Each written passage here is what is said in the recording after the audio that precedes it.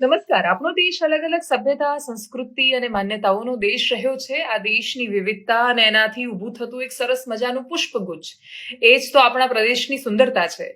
ગુજરાતમાં એમાંય જ્યારે સૌરાષ્ટ્રની ધરતી હોય તો એના કણ કણમાં ઇતિહાસની કહાનીઓ છે. ત્યાંના દરેક પ્રસંગ આપણને કશુંક અલગ અને નવું આપી જતા હોય છે. તો આજે સોનલ બીજ છે અને ઘણા બધા લોકોને નથી ખબર કે સોનલમાં કોણ છે.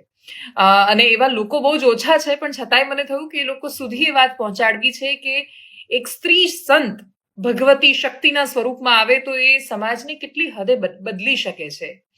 સૌરાષ્ટ્ર મારે જ્યારે પણ જવાનું થયું અને એમાં પણ ગીરની આજુબાજુના વિસ્તારોમાં જ્યારે પણ જવાનું થયું, ત્યાં એટલી બધી વાતો સાંભળી છે અને એ લોકોને એવું લાગે કે આજે પણ જાણે આઈમાં સોનલમાં એમને રસ્તો બતાવી રહ્યા છે, એમની પાસે છે, સાક્ષાત છે, હાજરા હજુર છે, એવી શ્રદ્ધાથી લોકો એમને માને છે.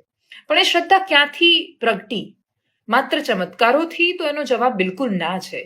અંધશ્રદ્ધાની સામે જેમણે સૌથી વધારે લડાઈ આપી, જેમણે શિક્ષણ માટે બહુ જ મહેનત કરી, જેમણે સમાજના ઉત્થાન માટે ખૂબ કામ કર્યું, જેમણે ચારણી સાહિત્ય માટે ઘણું બધું કામ કર્યું, જેમના પ્રભાવમાં એ સમયના સાહિત્યકારોથી લઈને ઉદ્યોગપતિથી લઈને રવિશંકર મહારાજ જેવા મહાનુભાવો રહ્યા, જેમણે જુનાગઢની આઝાદીથી લઈને ગુજરાત રાજ્ય બનવા સુધીનું જે ચળવળો હતી રાજ્યની, એ પોતાના સમયગાળામાં સમકક્ષ પોતાની જોઈ, એવા સોનલમાં હતા.